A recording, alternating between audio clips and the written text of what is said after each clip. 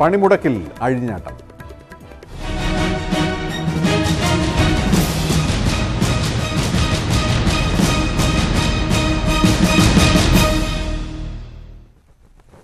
തിരുവനന്തപുരത്തെ SBI treasury ശാഖ അടിച്ചു തകർത്ത തൊഴിലാളി സംഘടനകൾ. മാനേജറുടെ ക്യാബിനും കമ്പ്യൂട്ടറും തകർത്തു.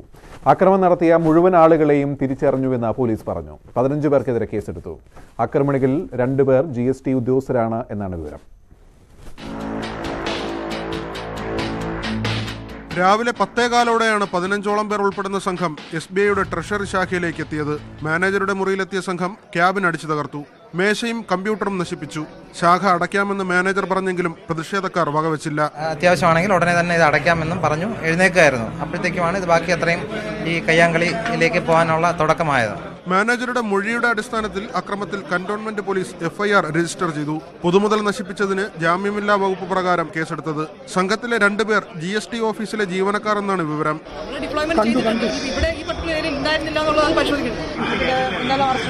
2 ദിവസത്തെ പണിമുടക്കിനിടെ സംസ്ഥാനത്ത് ബാങ്ക് ശാഖയ്ക്കെതിരെ നടക്കുന്ന ആദ്യ ആക്രമണമാണിത്.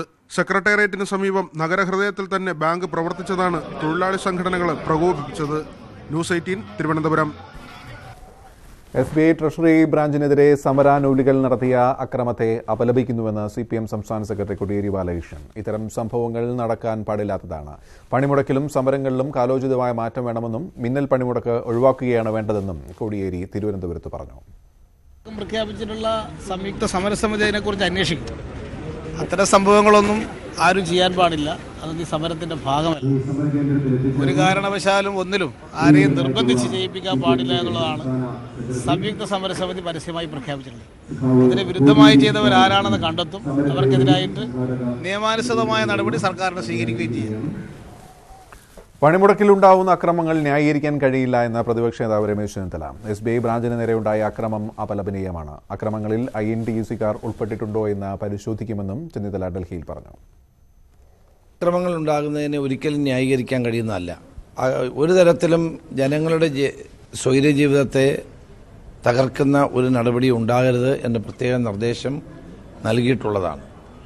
ഇനിയിപ്പോൾ തിരുവനന്തപുരത്ത് ട്രഷറിയിൽ അക്രമം ഉണ്ടായി എന്നുള്ളത് വളരെ ദൗർഭാഗ്യകരമായ ഒരു കാര്യമാണ്. ഇത്തരം നടപടികളിൽ നിന്ന് ഒഴിഞ്ഞു നിൽക്കണമെന്ന് പ്രത്യേകം നിർദ്ദേശിച്ചിട്ടുള്ളതാണ്.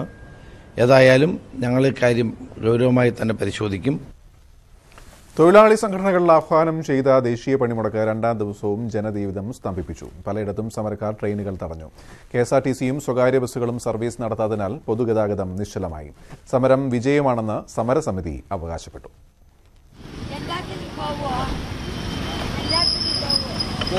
ഒന്നാം ദിവസത്തിന്റെ തനിയാവർത്തനമായിരുന്നു സംസ്ഥാനത്ത് ഇന്നും പൊതുപണിമുടക്ക്. ട്രെയിൻ ഗതാഗതം താറുമാറായി. ശബരിമല ഒഴികെയുള്ള സർവീസുകൾ KSRTC മുടക്കി. സ്വകാര്യ ബസ്സുകളും സർവീസ് നടത്തിയില്ല. നിരത്തിലിറങ്ങിയ ഓട്ടോറിക്ഷകൾ പോലും സമരാനുകൂലികൾ തടഞ്ഞു. കേന്ദ്ര സംസ്ഥാന സർക്കാർ ഓഫീസുകളിൽ ഹാജർ നില നാമമാത്രം. വ്യാപാര വാണിജ്യ സ്ഥാപനങ്ങൾ ഭൂരിഭാഗവും അടഞ്ഞുകിടന്നു. കോഴിക്കോട് മിഠായി തെരുവും കൊച്ചിയിൽ ബ്രോഡ്വേയും കേന്ദ്രീകരിച്ച് കടകൾ തുറന്നു. എറണാകുളം ജില്ലയിലെ വ്യാവസായിക മേഖലയെ പണിമുടക്ക് ബാധിച്ചു. എന്നാൽ ടൂറിസം IT മേഖലകളുടെ പ്രവർത്തനം കാര്യമായി തടസ്സപ്പെട്ടില്ല. പണിമുടക്ക് വിജയിച്ചെന്ന് അവകാശപ്പെട്ട് സംയുക്ത സമരസമിതി തിരുവനന്തപുരത്ത് പ്രകടനം നടത്തി.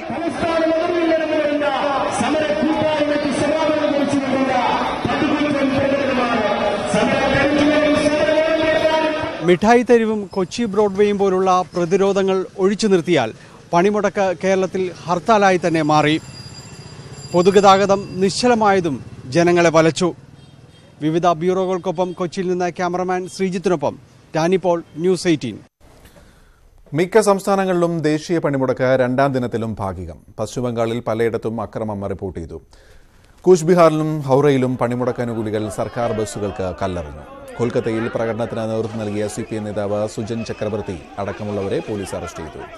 ഹെൽമറ്റ് ധരിച്ച് ബസ് ഓടിക്കാനാണ് ഡ്രൈവർമാർക്ക് പശ്ചിമബംഗാൾ സർക്കാർ നൽകിയ നിർദ്ദേശം. ഒഡീഷയിൽ തൊഴിലാളി സംഘടനകൾ ദേശീയപാത സ്തംഭിപ്പിച്ചു. ബീഹാറിൽ പലയിടത്തും ട്രെയിൻ തടഞ്ഞു. മുംബൈയിൽ ബസ് ജീവനക്കാർ അനിശ്ചിതകാല സമരം നടത്തുന്നത് കണക്കിലെടുത്ത് സെൻട്രൽ റെയിൽവേ അധിക സർവീസ് നടത്തി. കേരളത്തിൽ നിരന്തരമുണ്ടാകുന്ന ഹർത്താലുകളെയും പണിമുടക്കുകളെയും വിമർശിച്ച് വിദേശികളും ജനജീവിതം നിശ്ചലമാക്കുന്ന ശീലം കേരളത്തിന്റെ ടൂറിസം മേഖലയ്ക്ക് നല്ലതല്ല എന്ന് മലയാളികൾ തിരിച്ചറിയണമെന്നാണ് അവർ പറയുന്നത്. കഴിഞ്ഞ മാസം 22-നാണ് ഓസ്ട്രേലിയൻ ദമ്പതികളായ ലൂസിയാനയും ഹെദറും കേരളത്തിലെത്തിയത്. ശബരിമല യുവതീ പ്രവേശനത്തിന് പിന്നാലെ ഈ വർഷം ആദ്യം നടന്ന ഹർത്താൽ ദിനത്തിലെ അനുഭവങ്ങൾ മനസ്സുമടുപ്പിച്ചുവെന്ന് ഇവർ പറയുന്നു. Maybe 5 or 6 different places in Kerala, and we've had a good time, but sometimes it appears dangerous and you must be careful and you must ask people where to go, especially when you see bombing and things on the media, which is not a good thing for the tourism for Kerala. ഓസ്ട്രേലിയയിൽ സമരങ്ങൾ ഉണ്ടാകാറുണ്ടെങ്കിലും ഈ രീതിയിൽ അക്രമത്തിലേക്ക് തിരിയാറില്ലെന്നും ഇവർ പറയുന്നു. ഇനിയും കേരളം സന്ദർശിക്കണമെന്ന ആഗ്രഹമുണ്ട്. എന്നാൽ അക്രമവും ഹർത്താലും തുടർന്നാൽ ആഗ്രഹം മാറ്റി വേറെ സ്ഥലം തെരഞ്ഞെടുക്കേണ്ടി വരും. സമാധാനപരമായി പരിഹാരം കാണേണ്ട കാര്യങ്ങൾ തെരുവിലേക്ക് വലിച്ചിഴച്ച് ഹർത്താലും അക്രമവുമാക്കി മാറ്റരുതെന്ന് മലയാളികളോട് അഭ്യർത്ഥിച്ചാണ് ഇവർ മടങ്ങുന്നത്. You can't do these things with violence because the world will hear about it and the people won't travel if there is violence. Cameraman Manoj നാനാട്ടിലിനൊപ്പം SS ശരൺ, ന്യൂസ് 18 കൊച്ചി. ഹർത്താലിനെതിരെ നിയമനിർമ്മാണം കൊണ്ടുവരുന്നതിൽ സർക്കാരിന് അലംഭാവമാണെന്ന് ഹൈക്കോടതി. പണിമുടക്കും ഹർത്താലും ചോദ്യം ചെയ്തുള്ള ഹർജികളിലെ ഇടക്കാല ഉത്തരവിലാണ് ഈ പരാമർശം. പണിമുടക്കിന് ആഹ്വാനം ചെയ്യുന്നവർ നിത്യച്ചെലവ് കണ്ടെത്താൻ ബുദ്ധിമുട്ടുന്ന ഇതര സംസ്ഥാന തൊഴിലാളികളുടെ മൗലികാവകാശം കണക്കിലെടുക്കണമെന്നും ഉത്തരവിൽ പറയുന്നു. പണിമുടക്കിനും ഹർത്താലിനും ആഹ്വാനം ചെയ്യുന്നവർ അത് കാണാതെ പോകരുതെന്നും കോടതി സൂചിപ്പിച്ചു. നെടുമങ്ങാട് ജില്ലാ RSS കാര്യാലയത്തിൽ പോലീസ് നടത്തിയ പരിശോധനയിൽ ആയുധങ്ങൾ കണ്ടെടുത്തു. സ്ഫോടനത്തിന് ഉപയോഗിക്കുന്ന ഓക്സിജൻ പെറോക്സൈഡും പിടിച്ചെടുത്തു. പോലീസ് സ്റ്റേഷനിലേക്ക് ബോംബെറിഞ്ഞ RSS നേതാവ് പ്രവീണിനെ പിടികൂടാൻ ഇതുവരെ സാധിച്ചിട്ടില്ല. ഹർത്താലിൽ നടന്ന അക്രമങ്ങളുടെ പശ്ചാത്തലത്തിലായിരുന്നു നെടുമങ്ങാട് RSS കാര്യാലയത്തിലെ റെയ്ഡ്. സ്ഫോടനത്തിന് ഉപയോഗിക്കുന്ന ഓക്സിജൻ പെറോക്സൈഡും വാളുകളും ഖടാരയും ദണ്ഡുകളും കണ്ടെത്തി. ഹർത്താൽ ദിനത്തിൽ പോലീസ് വാഹനം തടഞ്ഞ് BJP പ്രവർത്തകർ SIയുടെ കൈ തല്ലിയോടിച്ചിരുന്നു. RSS പ്രവർത്തകരുടെ വീടുകളിലും പരിശോധന നടക്കുന്നുണ്ട്. അക്രമ സംഭവങ്ങളിൽപ്പെട്ടവരെ വേഗം പിടികൂടാൻ ജില്ലാ പോലീസ് മേധാവി നിർദ്ദേശം നൽകി. നേരത്തെ അറസ്റ്റിലായതിൽ 3 പേർ റിമാൻഡിലാണ്. ന്യൂസ് 18 തിരുവനന്തപുരം. സാമ്പത്തിക സംവരണത്തിനുള്ള നിയമ ഭേദഗതി ബില്ലിൽ നിലപാട് മാറ്റി പ്രതിപക്ഷം. ബിൽ തിടുക്കത്തിൽ പാസാക്കാനാവില്ലെന്നും വിശദമായ ചർച്ച വേണമെന്നും രാജ്യസഭയിൽ കോൺഗ്രസ് ആവശ്യപ്പെട്ടു. സംവരണം സ്വകാര്യ സ്ഥാപനങ്ങളിലും ബാധകമാക്കണമെന്ന് ഭേദഗതി CPM മുന്നോട്ട് വെച്ചു. ബില്ല് ഇന്ന് തന്നെ വോട്ടിനിട്ട് പാസാക്കാനാണ് കേന്ദ്ര സർക്കാർ നീക്കം. यह विधेयक सामान्य वर्ग के गरीब लोगों को शैक्षणिक और आर्थिक सशक्तिकरण के लिए लाया गया है. വൻ ഭൂരിപക്ഷത്തോടെ ലോക്സഭ പാസാക്കിയ ബിൽ സാമൂഹികക്ഷേമ മന്ത്രി താവർചന്ദ് ഗെഹ്ലോട്ടാണ് രാജ്യസഭയിൽ അവതരിപ്പിച്ചത്. ലോക്സഭയിൽ പിന്തുണച്ച പ്രതിപക്ഷം രാജ്യസഭയിൽ നിലപാട് മാറ്റി. ബില്ല് പൂർണ്ണമല്ലെന്നും അവ്യക്തതകളുണ്ടെന്നും Congress. Not to respect parliament but to bypass legislative scrutiny while making laws or constitutional amendments.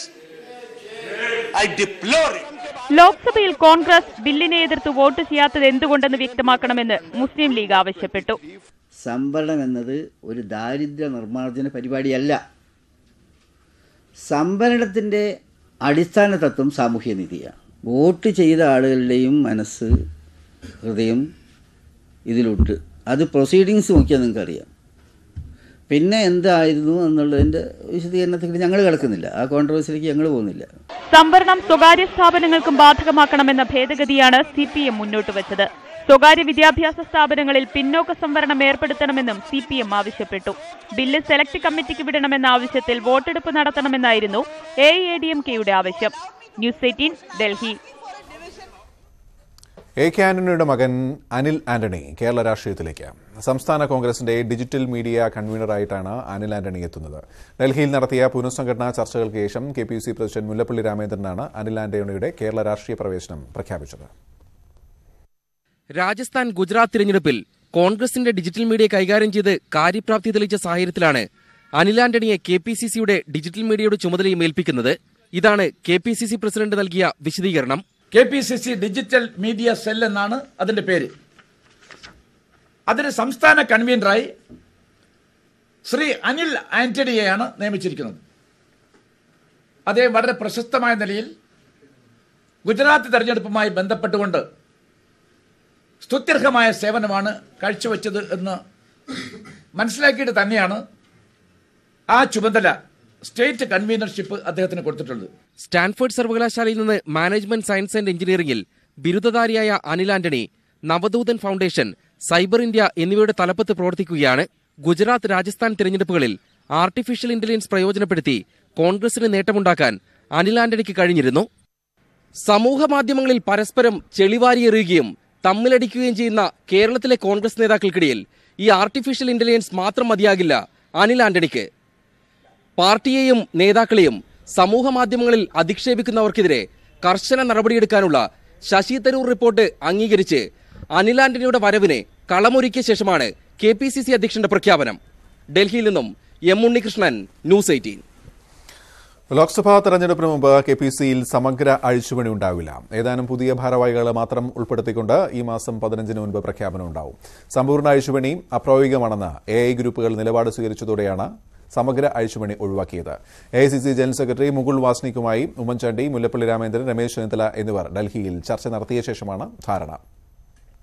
2019 Lok Sabha തെരഞ്ഞെടുപ്പിലെ ഒരുക്കങ്ങൾ ഊർജിതമായി നടക്കുന്നതിന്റെ ഭാഗമായി നാളെ പ്രദേശ് കോൺഗ്രസ് കമ്മിറ്റി അധ്യക്ഷന്മാരുടെയും AICC ജനറൽ സെക്രട്ടറിമാരുടെയും അടിയന്തര യോഗം ഹൈക്കമാൻഡ് വിളിച്ചുകൂട്ടിയിട്ടുണ്ട്. തെരഞ്ഞെടുപ്പുമായി ബന്ധപ്പെട്ടുകൊണ്ടുള്ള ഞങ്ങളുടെ ഒരുക്കങ്ങൾ അതിൻ്റെ ഔപചാരികമായ ഉദ്ഘാടനം നിർവഹിക്കാൻ അഖിലേന്ത്യാ കോൺഗ്രസിൻ്റെ ആദരണീയനായ അധ്യക്ഷൻ ശ്രീ രാഹുൽ ഗാന്ധിജി അദ്ദേഹം ഈ മാസം 29-ന് കൊച്ചിയിലെത്തുകയാണ്. കേരളത്തിലെ ഏതാണ്ട് 70%-ലേറെ ബൂത്ത് കമ്മിറ്റികൾ സുശക്തമായ രൂപത്തിൽ സംഘടിപ്പിക്കാൻ വേണ്ടി സാധിച്ചു എന്നതിൽ KPCC അധ്യക്ഷ നിലയിൽ എനിക്ക് ഏറെ ചാരിതാർത്ഥ്യമുണ്ട്. കൊല്ലം ബൈപ്പാസിന്റെ ക്രെഡിറ്റ് ഏറ്റെടുക്കാൻ സംസ്ഥാന സർക്കാർ ശ്രമം നടത്തിയെന്ന് NK പ്രേമചന്ദ്രൻ MP. ബൈപ്പാസ് സഫലമാക്കിയതിൽ ഇടതു സർക്കാരിന് നിർണായകമായ പങ്കുണ്ടെന്നും ഉദ്ഘാടനത്തിന് പ്രധാനമന്ത്രി എത്തുന്നതിൽ സന്തോഷമേ ഉള്ളൂവെന്നും മന്ത്രി G. സുധാകരന്റെ മറുപടി. ഇതോടെ ബൈപ്പാസ് വിവാദം കൂടുതൽ ശക്തമായി. ബൈപ്പാസ് ഉദ്ഘാടനത്തിന് മുഖ്യമന്ത്രിയെ നിശ്ചയിച്ച സംസ്ഥാന സർക്കാർ നടപടി ഏകപക്ഷീയമാണെന്നും ഇക്കാര്യം കേന്ദ്രത്തെ അറിയിച്ചില്ലെന്നുമാണ് NK പ്രേമചന്ദ്രൻ MPയുടെ വിമർശനം. പദ്ധതി പൂർത്തിയായിട്ടും തുറന്നുകൊടുക്കാൻ സംസ്ഥാന സർക്കാർ വൈകിപ്പിച്ചതായും പ്രേമചന്ദ്രൻ ആരോപിക്കുന്നു. പൂർത്തീകരിച്ച പ്രവൃത്തി ഉദ്ഘാടനം ചെയ്യുന്നതിന് ഇത്രയും വൈകിപ്പിക്കുന്നതിന് ഇലക്ഷൻ നോട്ടിഫിക്കേഷൻ എന്ന് വേണമെങ്കിലും വരാമല്ലോ, ഫെബ്രുവരിയിൽ വേണമെങ്കിലും. ഞാനല്ല ക്ഷണിച്ചിട്ടുള്ളത്. ഞാൻ നിതിൻ ഗഡ്കരിക്ക് കത്തയച്ചു, ജനുവരിയിൽ ഇത് ഉദ്ഘാടനം ചെയ്യണം എന്ന് പറഞ്ഞ് ഞാൻ നിതിൻ ഗഡ്കരിക്ക് കത്തയച്ചു. നിതിൻ ഗഡ്കരി സ്വാഭാവികമാണ്, പ്രധാനമന്ത്രി വരുന്നു എന്ന് പറയുമ്പോൾ സ്വാഭാവികമായിട്ടും ആ കാര്യത്തിൽ എനിക്ക് ഒരെതിരുമില്ല, സന്തോഷം മാത്രമേ ഉള്ളൂ പ്രധാനമന്ത്രി വരുന്നത്. പ്രേമചന്ദ്രന്റെ വിമർശനങ്ങൾക്ക് രൂക്ഷമായ മറുപടിയാണ് മന്ത്രി G. സുധാകരൻ നൽകിയത്. പക്ഷേ ഈ കാര്യത്തിൽ ഒരു MPയുടെ കൊക്കിനൊതുങ്ങാത്തൊരു കാര്യമാണ്, തന്റെ കൊക്കിനകത്തിരിക്കുകയാണ് എന്ന് ഭാവിച്ചത് ശരിയാണ്. ബൈപ്പാസിന്റെ 70% പണി പൂർത്തിയായത് പിണറായി സർക്കാരിന്റെ കാലത്താണെന്നും G. സുധാകരൻ കൂട്ടിച്ചേർത്തു. ഈ ഗവൺമെന്റ് വരുമ്പോൾ, അതായത് 2016 മെയ് 25-ന് പിണറായി ഗവൺമെന്റ് വരുമ്പോൾ ഇതിന് 30% തീർന്നിരിക്കുന്നത്. 13 പീറുകൾ, തൂണുകൾ, സ്പാനുകൾ, പീറുള്ള സ്പാൻ, മുകളിലുള്ള സൂപ്പർ സ്ട്രക്ചർ, അത് മുഴുവൻ ഈ ഗവൺമെന്റാണ് 70% നമ്മളാണ് നിർമ്മിച്ചത്. പ്രേമചന്ദ്രന്റെ പിന്തുണയുമായി KPCC അധ്യക്ഷൻ മുല്ലപ്പള്ളി രാമചന്ദ്രനും മറ്റ് UDF നേതാക്കളും രംഗത്തെത്തിയതോടെ വിവാദം ചൂടുപിടിക്കുകയാണ്. News desk, news 18. ഇടവേള. കേരളത്തിൽ രാഷ്ട്രപതി ഭരണം ഏർപ്പെടുത്തണമെന്ന ആവശ്യം പരസ്യമായി ഉന്നയിക്കുന്നതിൽ നിന്നും പിന്മാറി BJP. രാഷ്ട്രപതി ഭരണമെന്ന ആവശ്യം ഉന്നയിച്ചിട്ടില്ല എന്ന് BJP പ്രതിനിധി സംഘം പറഞ്ഞു. ശബരിമല വിഷയത്തിൽ രാഷ്ട്രപതി രാംനാഥ് കോവിന്ദുമായി ചർച്ച നടത്തിയ ശേഷമാണ് പ്രതികരണം. ശബരിമല സംഘർഷങ്ങളുടെ പശ്ചാത്തലത്തിൽ മുഖ്യമന്ത്രിയെ പുറത്താക്കി സംസ്ഥാനത്ത് രാഷ്ട്രപതി ഭരണം ഏർപ്പെടുത്തണമെന്ന് BJP MP നിഷികാന്ത് ദുബെ ലോക്സഭയിൽ ആവശ്യപ്പെട്ടിരുന്നു.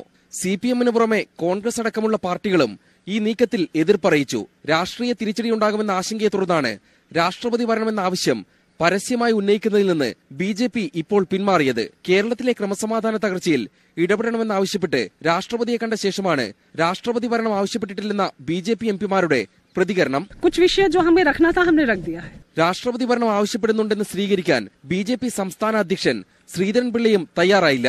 ഭരണഘടനയ്ക്കകത്ത് നിന്ന് രാഷ്ട്രപതിക്ക് ഇടപെടാൻ കഴിയുമെന്ന് മാത്രമായിരുന്നു പ്രതികരണം. സാധാരണ ഘട്ടങ്ങൾ ഇടപെടാനുള്ള പല സാഹചര്യങ്ങളുമുണ്ട്.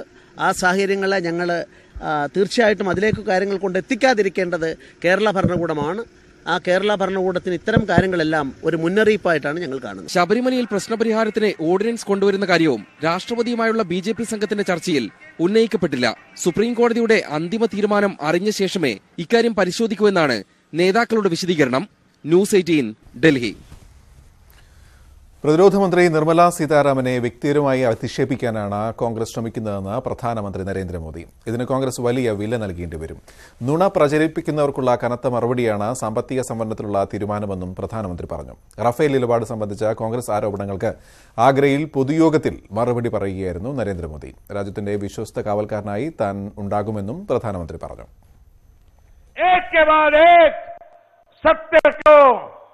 पार्लियामेंट के सदन पर रख रही थी, ऐसा बौखला गए कि अब वो एक नारी का अपमान करने पर तुले हुए हैं, एक महिला रक्षा मंत्री का अपमान करने पर तुले हैं। ये रक्षा मंत्री का नहीं, ये पूरे हिंदुस्तान की नारी शक्ति का अपमान है और जिसकी कीमत ये गैर जिम्मेवार नेताओं को चुकानी पड़ेगी. മുൻ പൊതുമരാമത്ത് സെക്രട്ടറി ടി.ഒ. സൂരജിന്റെ സ്വത്തുക്കൾ എൻഫോഴ്സ്മെന്റ് ഡയറക്ടറേറ്റ് കണ്ടുകെട്ടി. 8,80,00,000 രൂപയുടെ വസ്തുവകളാണ് കണ്ടുകെട്ടിയത്. അനധികൃത സ്വത്ത് സമ്പാദനത്തെ തുടർന്നാണ് നടപടി. എറണാകുളം, ഇടുക്കി, തിരുവനന്തപുരം എന്നിവിടങ്ങളിലായി ഭാര്യയുടെയും മക്കളുടെയും പേരിൽ അനധികൃത സ്വത്തുണ്ടെന്ന് കണ്ടെത്തിയിരുന്നു. അനധികൃത സ്വത്ത് സമ്പാദന കേസിൽ വിജിലൻസ് രജിസ്റ്റർ ചെയ്ത കേസിലാണ് എൻഫോഴ്സ്മെന്റ് ഡയറക്ടറേറ്റിന്റെ നടപടി. എറണാകുളത്തും തിരുവനന്തപുരത്തുമുള്ള വീട് ഉൾപ്പെടെ 13 സ്വത്തുക്കൾ കണ്ടുകെട്ടി. 4 വാഹനങ്ങളും 23 ലക്ഷം രൂപയും കണ്ടുകെട്ടിയിട്ടുണ്ട്. 2004 ജനുവരി 1 മുതൽ 2014 നവംബർ 19 വരെയുള്ള കാലയളവിൽ വരവിൽ കവിഞ്ഞ സ്വത്ത് സമ്പാദിച്ചു എന്നാണ് കേസ്. 2014 വിജിലൻസ് കേസ് രജിസ്റ്റർ ചെയ്യുന്നത്. തുടർന്ന് മൂവാറ്റുപുഴ വിജിലൻസ് കോടതിയിൽ കുറ്റപത്രവും നൽകി. എറണാകുളം, ഇടുക്കി, തിരുവനന്തപുരം എന്നിവിടങ്ങളിലായി ഭാര്യയുടെയും മക്കളുടെയും പേരിൽ അനധികൃത സ്വത്തുണ്ടെന്നും കണ്ടെത്തിയിരുന്നു. അന്വേഷണം തുടരുന്നതായും എൻഫോഴ്സ്മെന്റ് അറിയിച്ചു. ന്യൂസ് 18 കൊച്ചി. ആലപ്പാടിനെ സംരക്ഷിക്കാൻ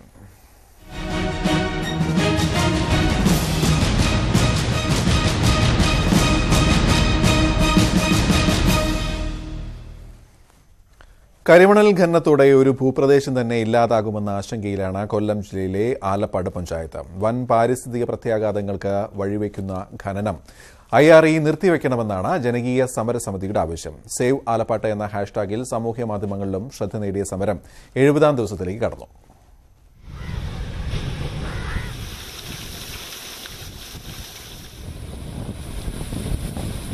തീരപ്രദേശമായ ആലപ്പാട് പഞ്ചായത്തിലെ 89.5 ചതുരശ്ര കിലോമീറ്റർ വിസ്തൃതിയിലാണ് IREയുടെ ഖനനം. ഇതിൽ ഇനി 7.6 ചതുരശ്ര കിലോമീറ്റർ മാത്രമാണ് ഖനനത്തിന് ബാക്കി. അതായത് ആലപ്പാട് പഞ്ചായത്തിന്റെ 10ൽ 9 ഭാഗവും ഖനനം നടത്തിക്കഴിഞ്ഞു. ബാക്കി ഖനനം കൂടി പൂർത്തിയാകുന്നതോടെ വൻ പാരിസ്ഥിതിക പ്രത്യാഘാതങ്ങൾ ഉണ്ടാകുമെന്നാണ് ജനകീയ സമരസമിതി മുന്നോട്ട് വെക്കുന്ന ആശങ്ക. കരിമണൽ ഖനനം നിർത്തിവെച്ചാൽ മാത്രമേ ഈ നാടിന് ഇനി രക്ഷയുള്ളൂ രീതിയിൽ എത്തിക്കഴിയും. കാരണം ഇനി ഈ പ്രദേശം പോയി കഴിഞ്ഞാൽ നമ്മുടെ കായലിന് കിഴക്കുള്ള ഉണാട്ടുകര, കുട്ടനാട് പ്രദേശങ്ങൾ, സമുദ്ര ജലനിരപ്പിനേക്കാൾ താഴ്ന്ന പ്രദേശങ്ങളെല്ലാം കടൽ വെള്ളത്തിനടിയിലാകും ഈ മനുഷ്യരോടൊപ്പം തന്നെ. തീരദേശ പരിപാലന നിയമം, തണ്ണീർത്തട നിയമം തുടങ്ങിയവ ലംഘിച്ചാണ് IREയുടെ ഖനനമെന്നും സമരസമിതി ആരോപിക്കുന്നു. സമരത്തിന് സാമൂഹ്യ മാധ്യമങ്ങളിലും വലിയ പിന്തുണയാണ് ലഭിക്കുന്നത്. സാമൂഹ്യ മാധ്യമങ്ങൾ കൂടി പിന്തുണ നൽകിയതോടെ സേവ് ആലപ്പാട് സമരം ശക്തമാവുകയാണ്. വരും ദിനങ്ങളിൽ മുഖ്യധാര രാഷ്ട്രീയ പാർട്ടികൾ എന്ത് നിലപാട് സ്വീകരിക്കുമെന്നാണ് കാത്തിരുന്നു കാണേണ്ടത്. ആലപ്പാട് നിന്നും ക്യാമറമാൻ ഷിജു ചവറിക്കൊപ്പം ശ്യാം ദേവരാജ്, ന്യൂസ് 18. ആലപ്പാട് കരിമണൽ ഖനന പ്രശ്നങ്ങൾ പരിശോധിക്കേണ്ടതാണെന്ന് NK പ്രേമേന്ദ്രൻ MP. ജനങ്ങൾ ഉന്നയിക്കുന്ന പ്രശ്നങ്ങൾ ന്യായമാണ്. ഇപ്പോഴുണ്ടായ മുന്നേറ്റത്തിന്റെ കാരണങ്ങൾ അറിയില്ല. ഖനനം നടക്കുന്ന പൊതുമേഖലാ സ്ഥാപനമായ IRE നിരന്തരം ജനങ്ങളുമായി ചർച്ച നടത്തേണ്ടതുണ്ടെന്നും പ്രേമേന്ദ്രൻ പറഞ്ഞു. ഒരു ജനകീയ പ്രക്ഷോഭം എന്ന നിലയിൽ ഉയർന്നു വന്നിട്ടുള്ള ജനകീയ സമരം, ആ സമരത്തെ IRE ആയാലും ഗവൺമെന്റ് ആയാലും കേന്ദ്ര ഗവൺമെന്റ് ആയാലും സംസ്ഥാന ഗവൺമെന്റ് ആയാലും അവരുമായി ചർച്ച ചെയ്ത് തീരപ്രദേശം സംരക്ഷിക്കുകയും അതുപോലെ പൊതുമേഖലാ ഖനനം നിലനിൽക്കുകയും വേണം. അത് തീരം നഷ്ടപ്പെടാതെയുള്ള ഖനന സാധ്യതകളെ സംബന്ധിച്ച് ആലോചിക്കണമെന്ന വ്യക്തമായ അഭിപ്രായമാണ് എനിക്കുള്ളത്. IRE പോലെയുള്ളൊരു പൊതുമേഖലാ സ്ഥാപനവും നിലനിൽക്കേണ്ടത് രാജ്യത്തിന്റെ ആവശ്യമാണ്. CBSE വിദ്യാർത്ഥികളുടെ പഠനഭാരം പകുതിയായി കുറയ്ക്കാൻ കേന്ദ്ര സർക്കാർ തീരുമാനം. കേന്ദ്ര മാനവശേഷി മന്ത്രി പ്രകാശ് ജാവ്ദേക്കറുടെ അധ്യക്ഷതയിൽ ചേർന്ന NCERT യോഗമാണ് ഇക്കാര്യത്തിൽ തീരുമാനമെടുത്തത്. ആദ്യഘട്ടമായി അടുത്ത അധ്യയന വർഷം സിലബസിൽ നിന്ന് 15% ഭാഗം കുറയ്ക്കും. 2021 CBSE സിലബസ് ഇപ്പോഴുള്ളതിന്റെ പകുതിയായി കുറയ്ക്കുമെന്നും പ്രകാശ് ജാവ്ദേക്കർ പറഞ്ഞു. സുപ്രീംകോടതി വിധിക്ക് പിന്നാലെ അലോക് വർമ്മ വീണ്ടും CBI ഡയറക്ടറുടെ ചുമതല ഏറ്റെടുത്തു. വർമ്മയ്ക്കെതിരായ ആരോപണങ്ങൾ പരിശോധിച്ച് തുടർ നടപടികൾ തീരുമാനിക്കാൻ പ്രധാനമന്ത്രി അംഗമായ സെലക്ഷൻ കമ്മിറ്റി യോഗം ചേരും. കേസിൽ വിധി പ്രസ്താവിച്ച ചീഫ് ജസ്റ്റിസ് രഞ്ജൻ ഗൊഗോയ് സമിതിയിലേക്ക് പകരക്കാരനായി ജസ്റ്റിസ് AK സിക്രിയെ നിർദ്ദേശിച്ചു.